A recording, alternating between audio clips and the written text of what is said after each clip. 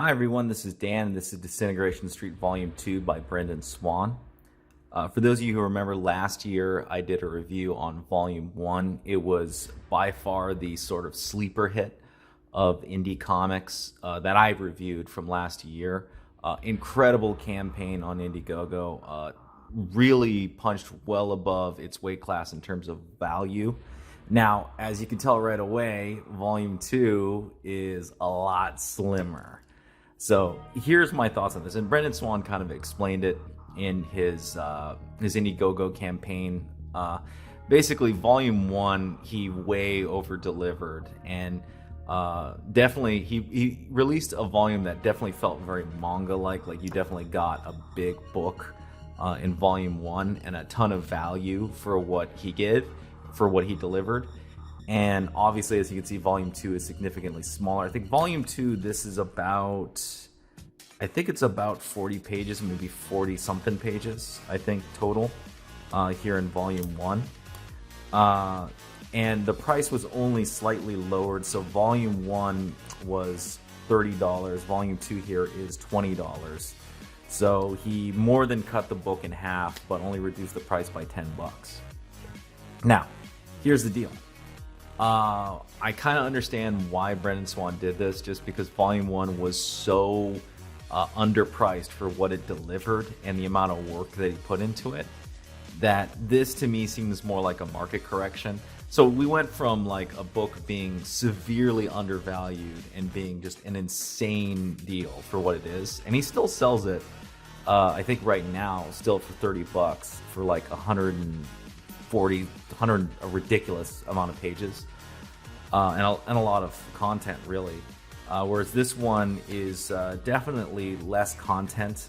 You only really have 4 episodes or 4 chapters in this one, and they're fairly, I would say, focused on really one storyline for this particular volume. But at the same time, I kind of get where he's coming from, and Brenden in this case is trying to make some money and, you know, generate more of a profit so that he could keep doing this. So in this particular instance, while I'm not happy that the sort of value to price was reduced from Volume 1, this is kind of more in line with what everyone else is kind of doing, especially to keep up with production costs. So I get it. It's one of those things where it's the reality of economics. And to be fair, this book still delivers a ton of value for the price. And since it's $20 and not $25 like a lot of the other ones, it still feels like it's a pretty good deal. And I would still recommend it, though. Unfortunate that he did have to do this in order to make it a little more competitive and a little more practical for him to continue this series. So I get what Brenden Swan was doing there. Now, Volume 2 is interesting in that, very fascinating right here, that here Brenden Swan, by the way, here's the credits right here. Basically, Brenden did everything for this book, which was the same with Volume 1. And again, I get it. His campaigns are not he doesn't have enough money to really hire like a team or anything. So this really is kind of like a personal project, labor of love kind of thing. That being said, Brenden did some very interesting things to still make this a manageable volume if you're jumping in right away. So the book jumps in, and you get this nice little page where you get Akiko Sakamoto, the PI, or private investigator from the previous volume, kind of going over all of the characters, the setting, and everything else. It's actually really well done. In one page, he knocks out the whole, catch the reader up to the story at hand and the characters and the actors and everything.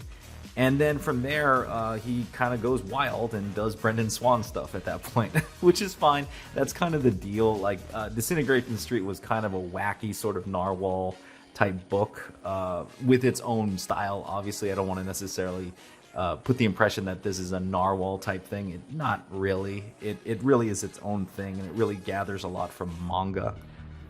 But Disintegration Street, if those of you who missed the first volume, is basically a comedy, mystery, horror.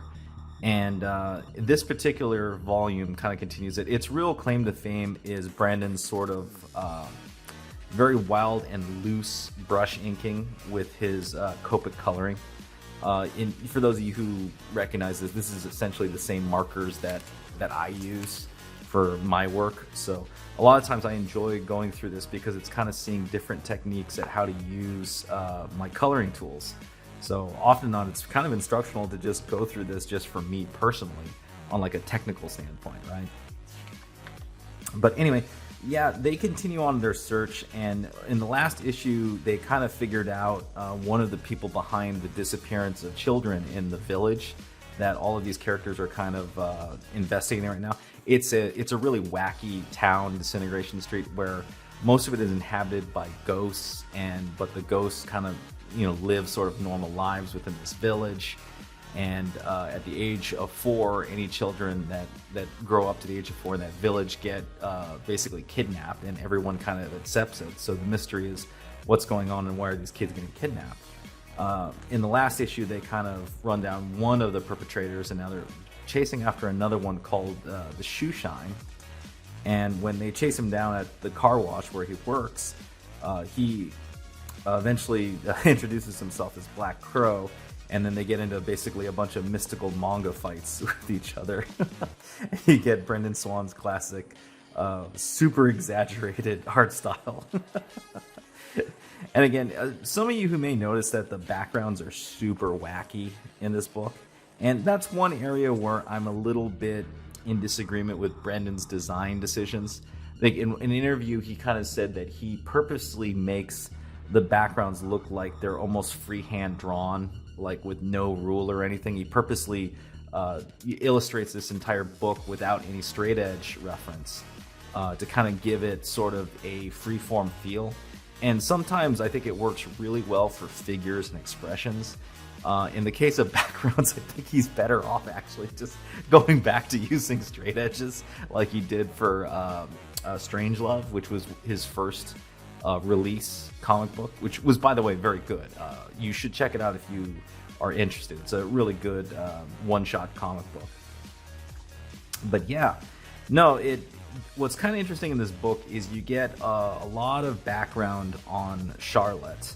Well, I guess explanations for a lot of things going on with Charlotte. And the story really revolves around Charlotte and Black Crow.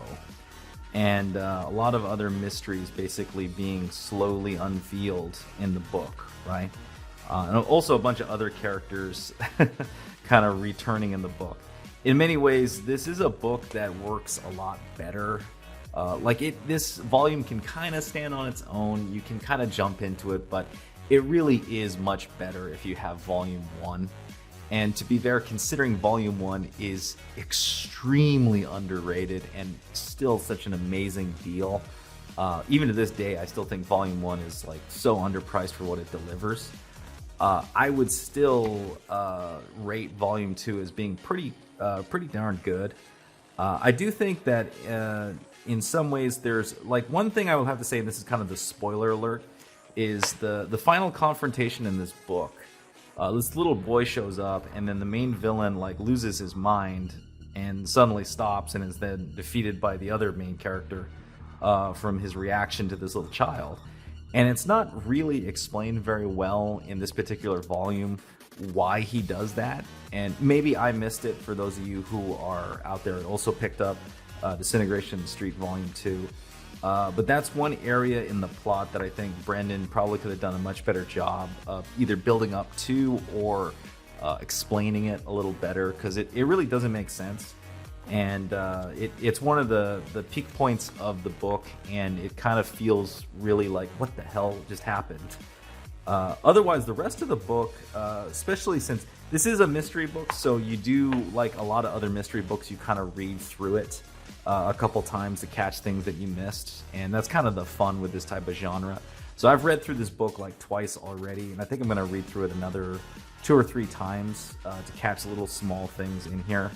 It's really, really fun, and again, Brendan's like expressions and his freeform art, and really the feel to his art is excellent. And I think what another cool thing about it is that the sort of weird figures that he had issues with or he experimented with in the previous volume, he kind of cleans it up a little bit. He does go back to it here and there, but ends up kind of feeling natural when you're going through the pages. And the rest of it, though, he is really excellent. I really do like a lot of the expressions and figures and everything else that goes within this. It's very, very interesting in a way. Like, it feels very almost imaginative and creative in the way that he's doing some of this stuff. And then as far as the comedy is concerned, there's a couple good jokes in here. Some of the stuff falls a little bit flat, and I think it requires like a little bit, kind of manga-like humor, at least for me. But for the most part, I got a good chuckle at this. I don't think it was as funny as the first volume, but again, there's also less content than the first volume. So I don't know how much of that is necessarily Brenden Swan's fault, or if it's just, hey, he made a smaller volume. I will say this, Brenden had his schedule posted up, and he's planning to really just go to town and really get a lot of these volumes out really fast and just get more content out for people to consume. And while I appreciate it greatly, I do want to say to Brenden, I don't know if he's going to watch this, you may want to consider slowing down a little bit and making sure that you get something out that's of excellent quality. And also, there's the mystery part of this, but there's also, you need to make sure that things are kind of understood, or there is a path for understanding for what you're trying to do in here. There's mystery, but there's also like, hey, ultimately I need to know when you reach a maximum point, why something is important, right? So again, I don't know if he has a proofreader or an editor, but I think that would be a wise investment, or if you could get someone to do it, out of passion, since I know this is a lean budget kind of thing. That being said, if you're interested in some really cool, unique mystery comedy horror, I do strongly recommend Disintegration Street, especially get Volume 1. Volume 1 is very, very undervalued for what it did. First off, it's like almost 3 times the size of this one, and you get it, it's only $10 more than this particular book right here, so I do recommend it. But yeah, Volume 2, still great. Not as good as Volume 1, but still recommend it. Anyhow, art. So another really important character in this story is Elise Stillwater. And her background actually gets explained a little better in this book.